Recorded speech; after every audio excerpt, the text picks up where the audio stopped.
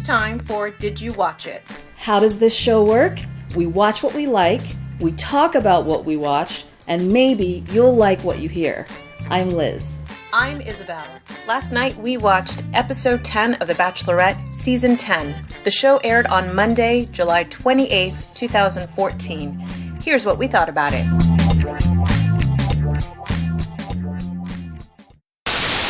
What an awesome night! Crazy. Can I just tell you? I was flabbergasted. I know, on so many levels. More so with the after the final rose, with the whole 1 hour recap, whatever the hell that thing is called. I love that part of it because we get to see the results of the show and we'll talk to people. And that's what's so exciting to me, is to get to hear right from them kind of what their experience was like and True. And all that. So, and the fans are crazy and it's awesome. Well, of course, they have to get the crazy fans. So. Right? I would be one of those crazy fans. Shall we pick up where they left off before the Men Tell All episode, where they're in the beautiful Dominican Republic? Yes, they're still there, and they start out with Nick. He was the most nervous that I think I've seen anybody on the show. This episode just kind of clarified it for me with regards to Nick, because I can never really place why I never really got him. You and the rest of us too, but he's just awkward. Yeah, it was awkward. He can't make a coherent sentence, and he mumbles a lot. Yeah, no, he's a big mumbler, and plus, like you said, he can't put a sentence together, can't articulate his feelings. Because it's like. No, Don't say that, because I say that all the time too. I'm guilty. But you can put a sentence together. Nick cannot. Yes, well... Okay. All right, I won't disagree with you there. Nick gets to meet Andi's family, and when Andi went with Juan Pablo for the hometown date, we got to meet Hai, and we got to meet her mom, but Hai was kind of the breakout star of the hometown dates because he's just out there, right? Well, he seems to be the guy, and I think Andi gets his personality from him. And just based on what I've seen from him in last night's episode, he doesn't take bull from anyone, basically. No, he is a no-nonsense kind of guy, and I love it, and he's a character, and he's great to watch, and man, Juan Pablo was sweating it last season, but Nick, oh my gosh.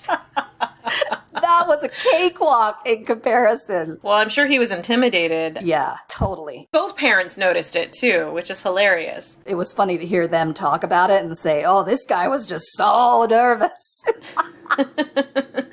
I liked how Andi's mom was saying that Nick was not very demonstrative. He wasn't holding her hand. He didn't have his hand anywhere near her, on her knee, you know. There was no chemistry, and we have chemistry in abundance with Josh and Andi, so absolutely. To see this lack of chemistry, you at least want to be affectionate. You're meeting the parents. You don't want to be disrespectful. Well, yeah, you don't have to make out in front of them. Yeah, no, you want to show them how much you care and how affectionate you are and how sweet you are together. And it was like a brother-sister thing. I was not feeling it at all. I forgot who asked the question about why do you think you got the first impression rose and Nick, and here we go. It was like, I don't know. I loved it because he didn't know, and then Andi doesn't know. So really, nobody knows why he got the first impression rose. Well, as soon as I heard that, I thought, dun, dun, dun, it's over. What I loved was when Hai said, well, what is it about my daughter that you really like? And he that's just right. took this big old pause and seriously didn't even know what to say. And then kind of came out with, well, she knows what she wants. She's it for me, you know, that kind of thing. But it was hilarious just to see the awkward pause. Oh, absolutely. It was just, he was stunned in place like, oh my goodness, I don't know what to say. I don't know what to think. I don't know what to do. Right? Yeah, he was so focused on trying to make a good impression, and he was just falling flat on his face. We get to Josh's time with Andi's family. He was super nervous too. Oh, he was sweating bullets. It was amazing. We've seen this with Josh before where he gets kind of tongue-tied, you know, with Andi and all that kind of stuff. But this was on a whole different level. No kidding. No kidding. I liked how both parents were just kind of like, well, we'll just see what happens. Yeah. We met Nick and he seems nice, but let's see what happens with this dude. Yeah, exactly. But hey, did you notice that when Andi greeted Josh, she either called him babe or baby? I couldn't hear it, but I'm thinking, this is the dude she's possibly going to go for. I heard that a lot in this episode. Yeah, and I like that he was certainly holding her hands, and he was just, they're being like a cute couple. Well, there's just no doubt how he feels about her, and with Nick, Definitely. You're just sitting there going, dude, really? Yeah. He tells Hai that he's falling in love with her, and Hai was really skeptical. You could see it on his face. Didn't they say before that, the athlete is the type of guy that Andy's normally been with? So, of course, he doesn't want to see his baby girl get hurt. I think he was just really kind of holding his cards close to the vest in this point. Absolutely. With Josh than he was with Nick. For some reason, he was just a little more open with Nick. I loved what he said when he said it's a forever kind of love. And Andi is really important to him. Just that he was so sure. I especially liked when Hai asked Josh, is this a campground romance or a camp romance? Yeah, right? I thought, okay, well, I think he's starting to warm up to Josh at this point because that's a pretty intense question.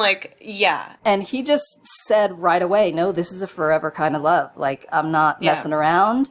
I love Andi. I want to be with Andi. I want to spend the rest of my life with her. It was pretty cool to see. I like that Josh said he's well aware. This isn't really real life. I get it. I understand. He and Andi have already been through a lot. I know they've had intense conversations. We haven't seen all of them, but and I feel like been intense. They're more comfortable with each other. They have more of that down to earth. They can talk about stuff and be goofy with each other, but yet be romantic with each other as well. We saw so much more of this in the final episode, so I was really glad to see that.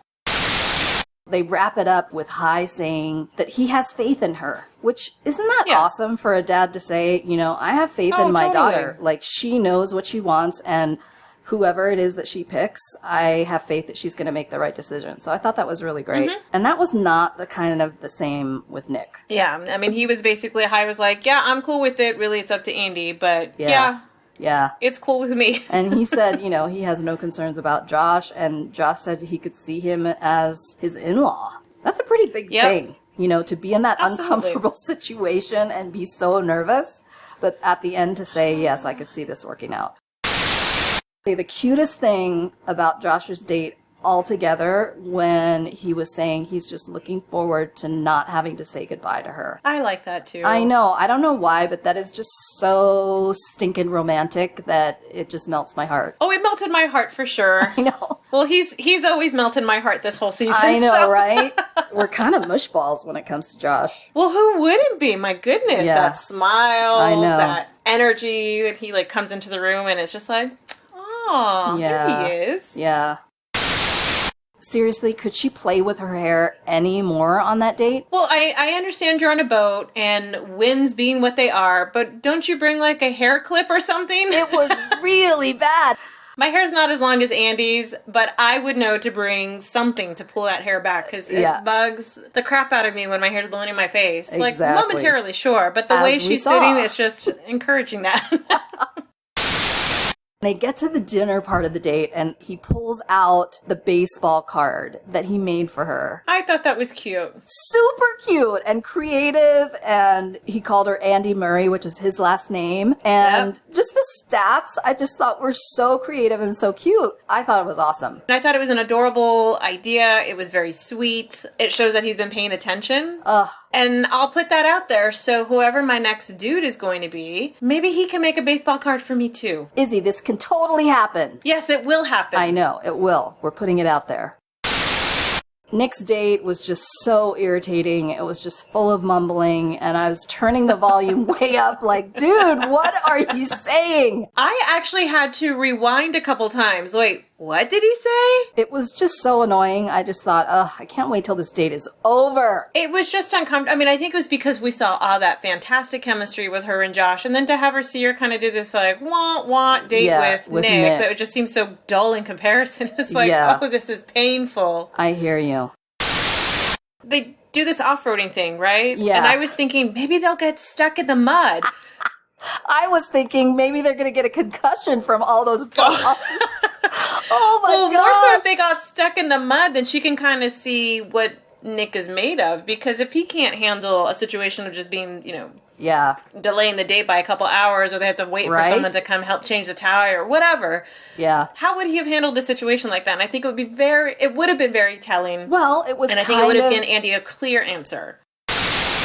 I don't know if you noticed this, but when Andi was talking about whenever she spends time with Nick, yada, yada, yada, she said something like, thinks about things deeply and feels like a woman a woman who's ready makes her feel sexy. And I'm thinking, honey, are you saying that Josh doesn't make you feel sexy? Please. Well, it's funny because when she's saying all this, I'm thinking none of this makes sense. And I'm thinking, is it because she's been spending time with Nick today or, on this particular date that this inability to articulate a coherent sentence has rubbed off on her somehow? I know. I was like, oh, that's not a good look. I will say one thing, though. The necklace with the sand that he gave her, that was sweet. I thought it was a cute idea. It took him a half an hour to say, I love you.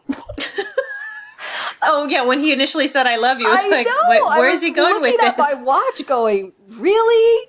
Just spit it out. For crying out loud. What did you think of his toast? I guess they had some champagne or something. I thought his toast was strange. I'm thinking, is he high? Is he already drunk?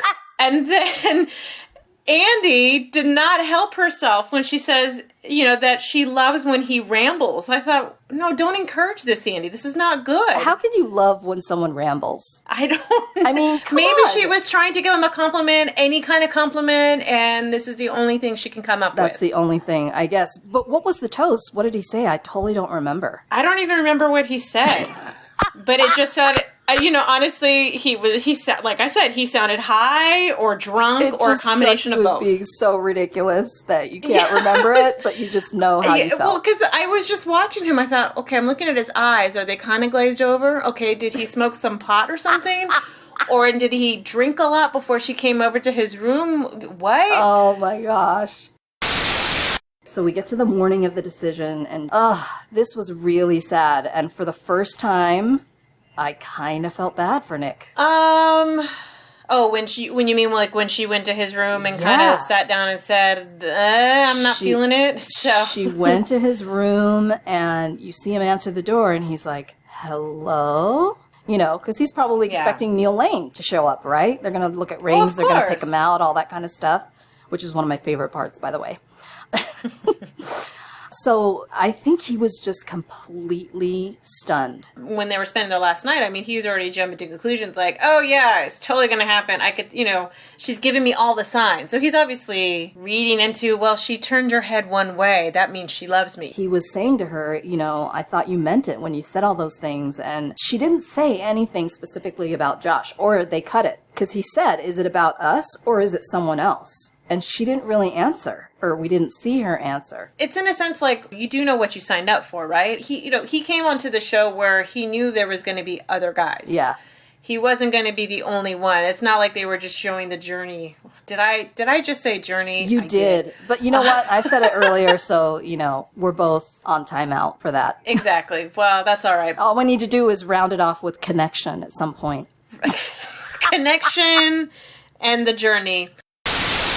Did you notice that when he was starting, after she left and he was packing up all his stuff, that he threw away, there were all these roses in the garbage can? Absolutely. I didn't realize that he had kept all those roses that he had received. Thing. He just took them and threw them in the trash. And I can see being so hurt in that moment that, that's your reaction. So sure, I did feel bad for Nick in this particular instance, which is pretty much the only time. I felt that for just a little, right? Just a little bit. Yeah.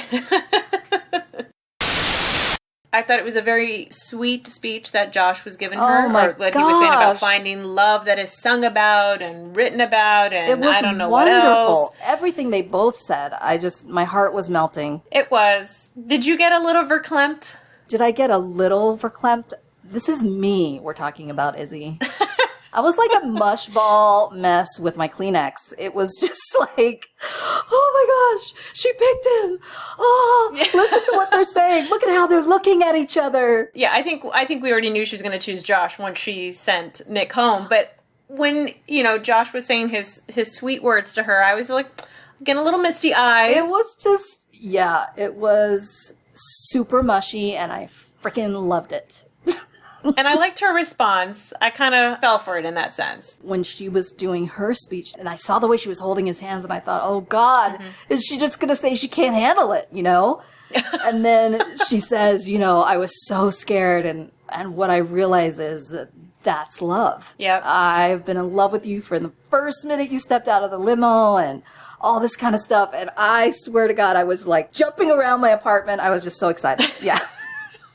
It was just super cute and mushy, and I love it. Well, he was killing me because, you know, he goes through this whole speech about how much he loves her and blah, blah, blah, blah, blah, blah. Yeah. But I was really waiting for what she had to say. Yeah. So I was excited that it was just, I mean, I love that it's always, you know, they do this whole little introduction and the guy's just standing there. It's always happened in every season. The remaining person who's ultimately chosen is kind of like, oh my God, they're going to break up with me now. Please say that, you know, right? That's not so.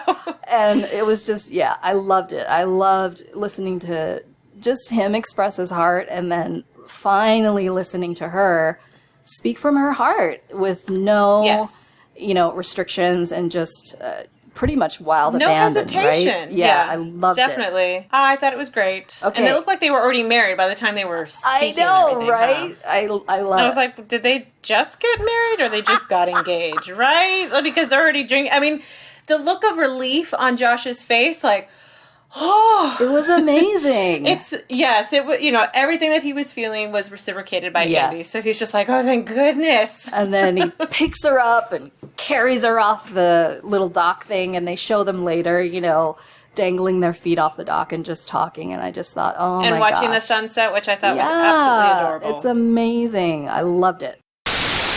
I just want to say I'm so proud of you for getting all the way through this and then making it to the last hour of After the Final Rose. I put my big girl panties on like you told me to last time. So I'm so glad you listened to my advice. Chris is all that. I totally think he's going to be the next Bachelor, and we saw Chris Harrison kind of talk about that when he leaned on him in the After the Final Rose show. Well, the rumors are certainly out there that Chris is the next Bachelor, although it hasn't technically been confirmed by ABC. They're going to announce it later, but it's like, really, I just don't think there's any question. So I'm totally going to be watching next season. Not like I wasn't before, but yeah. Well, okay, so, I mean, what did you think about this whole Nick saga and how he needs to find out why she broke up? I mean, does everyone really need to have this closure? Yeah, I mean, Izzy, don't you? I know I do. I mean, I think we all do, but at what, you know, if someone's not going to talk to you, I mean, at this point, she was contractually obligated in a sense to, I guess, talk to Nick on the, what is it? On the After the Final Rose. But yes, always. If you've already reached out twice to someone and they haven't returned, they don't want to talk to you, they want to, you know, they won't see you. But here's the thing. Don't you think it's time to just cut your losses and just move on? At the intensity level that they're at when they're going through the process, I would want to know. I get it. But my thing is, I don't want to be with anyone who doesn't desperately want to be with me. So if somebody chose somebody else, no, I wouldn't be hounding them to find out why. I would wait till after the final rose and I would ask my questions then. You know, you've had some time to heal. You've had some time to get through it. You've got a little distance and perspective. There were so many awkward moments with the whole Nick segment. Oh. I really felt bad when his mom was crying and kind of talking about how she had an inkling that he would be hurt or just didn't want him to be hurt. Well, yeah, but them's the breaks, right? And he's a grown man to some extent. Like, it showed him, like, looking out over the river, walking around downtown Milwaukee, like, look with a sad face. It's like, really, dude? Just, oh, come on. And then when his mom came on the show, I was like... Oh, why is she getting involved? Well, they just did a little interview with her, which they would do normally, like when they do the testimonials or the segments where the family members talk about the person when they go for hometown dates or whatever. I had to laugh, though, because when they're talking to Nick's mom and she's tearing up a little, right? She says that it was something along the, it was hard to watch the show and, she was happy for him, but something about like you said, Liz, that there was that chance for him to get hurt. And she said something about, like, I can't imagine what it was like for him since it tore us apart. And I'm thinking, who's us? The you family. And Nick? Yeah, or no. the family? And I thought that just sounded weird. No, I know. She did. Well, she was saying, you know, I can only imagine what it did to him because it tore us, meaning the family, apart. Oh, well, they only met her once. Feel that hurt for him. Well, and they're the tight-knit family of 10 siblings, right? So, of course, this was a big deal for them. First, for them to bring Andi into their home and kind of share that moment with her, but then for them to feel like she was maybe going to be part of the family. So I sort of get it when she said it tore us apart, because that's how deep their family relationships are. Yeah, but I'm surprised they got so invested in someone that they met for maybe a day. But see, if you've watched all the shows and all the seasons like I have, you get how the family just gets drawn in. All right. I never saw the last. I mean, I've seen other episodes, and I remember seeing a few, like some of the earlier ones, where a lot of the families were extremely skeptical. Yeah. About the show and the ability to find love and all this stuff. My favorite part, of course, after we got through all the Nick drama, was when they actually were sitting on the couch together and he had a chance to ask her the tough questions. Well, again, he stumbles and he can't put together a coherent thought to save his life. I know, but I did hear this, and I want to know if you heard it, Izzy. He said... What's that? One of the reasons it was so hard for him is she gave him so many reasons to feel confident, and he said, if you didn't feel that way, then why did we make love? Yeah, I heard that too, and I thought, wow, right? He just went there. He goes, if you didn't love me, why did you make love to me? Oh, you could see the steam coming out of Andi's ears. She was like, well, first of all, that's personal and private to be kept private. And when he said, well, I didn't mean to hit below the belt, and she was like, well, you already did. I was like, go, Andi. This is the Andi that I remember, who was just, you know, socking it to him. So, yeah. Oh, she put him in his place. I loved it. Yeah. You know, because he was like, well, you're being cavalier. Well, after he made a comment like that, I think in her mind, she was like, forget it. I'm not even going to try to be kind at this point, because he went there. Yeah. I mean, she did say, you know, the feelings were real. And I like how she put him in his place. After Nick said something about Andi was cavalier with his feelings. Yeah. And she's like, no. I did it out of respect. She's like, I didn't want you to have to pick out a ring. I didn't want you to have to get to the point of showing up to think that you might be engaged and then hear no. Yeah. And thank God she did that, because if she didn't, who knows what Nick would have done? Oh, God, he would have flipped his shit, basically.